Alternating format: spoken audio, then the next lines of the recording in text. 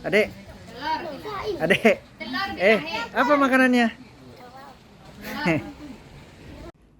Syederelun korban kebakaran di Desa Pemuka, Kecamatan Singkil, Kabupaten Aceh Singkil sudah 4 malam tinggal di balai desa setempat.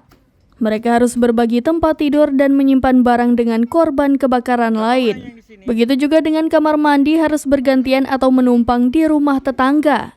Sedangkan untuk memasak telah tersedia dapur umum. Di dapur umum, kaum ibu membantu memasak makanan untuk korban. Agar korban bisa segera kembali menata hidupnya, warga bergotong royong membangun hunian sementara. Hunian terbuat dari kayu dan berdinding triplek dan atap seng itu merupakan sumbangan dermawan serta pemerintah. Sudah ada 3 hunian sementara selesai dibangun di depan lokasi kebakaran. Rencananya akan dibangun 3 unit lagi sesuai jumlah kepala keluarga yang menjadi korban kebakaran.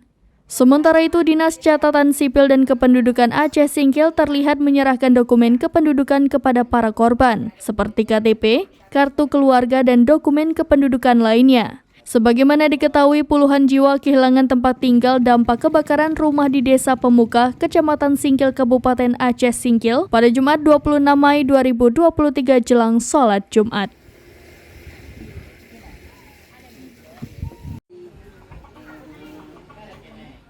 Dari Aceh Singkil, Dede Rosadi, serambinews.com.